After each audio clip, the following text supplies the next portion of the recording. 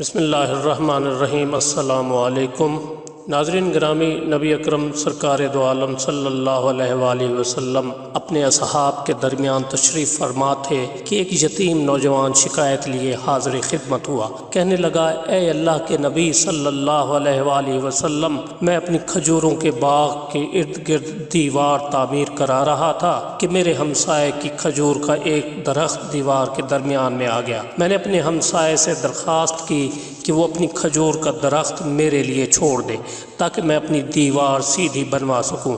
اس نے دینے سے انکار کیا تو میں نے اس کھجور کے درخت کو خریدنے کی پیشکش کر ڈالی۔ میرے ہمسائے نے مجھے کھجور کا درخت بیچنے سے بھی انکار کر دیا ہے۔ سرکار دو عالم صلی اللہ علیہ وآلہ وسلم نے اس نوجوان کے ہمسائے کو بلا بھیجا۔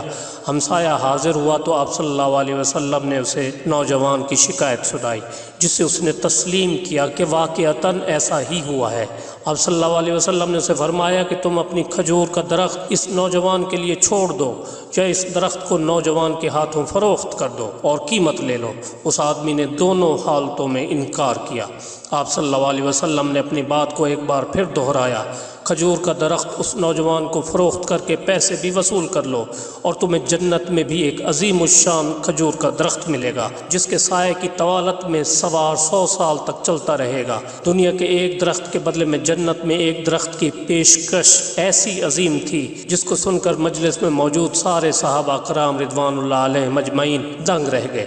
سب یہی سوچ رہے تھے کہ ایسا شخص جو جنت میں ایسے عظیم الشان درخت کا مالک ہو کیسے جنت سے محروم ہو کر دوزخ میں جائے گا، مگر وائے قسمت کہ دنیاوی مال و متاع کی لالچ اور طمع آڑے آ گئی اور اس شخص نے اپنا کھجور کا درخت بیچنے سے انکار کر دیا۔ مجلس میں موجود ایک صحابی ابو الدہدہ آگے بڑھے اور حضور اکرم صلی اللہ علیہ وسلم سے عرض کی، یا رسول اللہ صلی اللہ علیہ وآلہ وسلم، اگر میں کسی طرح وہ درخت خرید کر اس نوجوان کو دے دوں تو کیا مجھے جنت کا وہ درخت ملے گا؟ آپ صلی اللہ علیہ وآلہ وسلم نے جواب دیا، ہاں تمہیں وہ درخت ملے گا۔ ابو الدہدہ اس آدمی کی طرف پلٹے اور اس سے پوچھا، میرے کھجوروں کے باغ کو جانتے ہو؟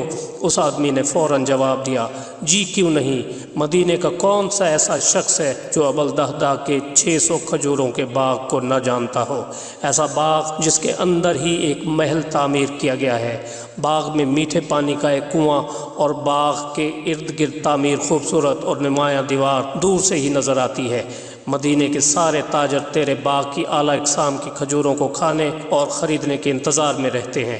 ابو الدہدہ نے اس شخص کی بات کو مکمل ہونے پر کہا، تو پھر کیا تم اپنے اس کھجور کے ایک درخت کو میرے سارے باغ، محل، کنویں اور اس خوبصورت دیوار کے بدلے میں فروخت کرتے ہو؟ اس شخص نے غیر یقینی سے سرکار دو عالم صلی اللہ علیہ وآلہ وسلم کی طرف دیکھا کہ کیا عقل مانتی ہے کہ ایک کھجور کے بدلے میں اسے ابو الدہدہ کے 600 کھجوروں کے باغ کا قبضہ بھی مل پائے گا کہ نہیں؟ معاملہ تو ہر لحاظ سے فائدہ مند نظر آ رہا تھا۔ حضور پاک صلی اللہ علیہ وسلم اور مجلس میں موجود صحابہ کرام رضوان اللہ علیہم اجمعین نے گواہی دی اور معاملہ طے پا گیا۔ ابو الدہدہ نے خوشی سے حضور اکرم صلی اللہ علیہ وآلہ وسلم کو دیکھا اور سوال کیا، یا رسول اللہ صلی اللہ علیہ وآلہ وسلم، جنت میں میرا ایک کھجور کا درخت پکا ہو گیا نا؟ آپ صلی اللہ علیہ وآلہ وسلم نے فرمایا، نہیں۔ ابو الدہدہ سرکار صلی اللہ علیہ وآلہ وسلم کے جواب سے حیرت زدہ سے ہوئے۔ آپ صلی اللہ علیہ وآلہ وسلم نے اپنی بات کو مکمل کرتے ہوئے جو کچھ فرمایا اس کا مفہوم یوں بنتا ہے کہ اللہ رب العزت نے تو جنت میں ایک درخت، محض ایک درخت کے بدلے میں دینا تھا، تم نے تو اپنا پورا باغ ہی دے دیا۔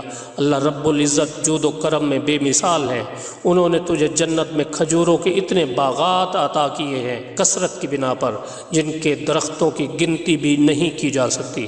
ابو الدہدہ، میں تجھے پھل سے لدے ہوئے ان درختوں کی کس قدر تعریف بیان کروں؟ آپ صلی اللہ علیہ وسلم اپنی اس بات کو اس قدر دہراتے رہے کہ محفل میں موجود ہر شخص یہ حسرت کرنے لگا، اے کاش وہ ابو الدہدہ میں ہوتا۔ ابو الدہدہ وہاں سے اٹھ کر جب اپنے گھر کو لوٹے تو خوشی کو چھپا نہ پا رہے تھے۔ گھر کے باہر سے ہی اپنی بیوی کو آواز دی کہ میں نے 4 دیواری سمیت یہ باغ، محل اور کنواں بیچ دیا ہے۔ بیوی اپنے خاوند کی کاروباری خوبیوں اور صلاحیتوں کو اچھی طرح جانتی تھی۔ اس نے اپنے خامند سے پوچھا، ابوالدہداء کتنے میں بیچا ہے یہ سب کچھ؟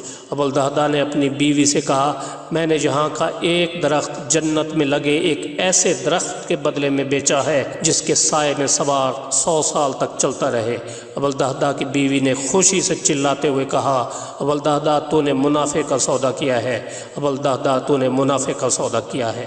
اللہ پاک سے دعا ہے کہ ہم بھی اپنے دوسرے بھائیوں کے لیے ایثار اور قربانی کا مظاہرہ کریں اور کنجوسی، بخیلی اور دنیاوی لالچ سے کام نہ لیں۔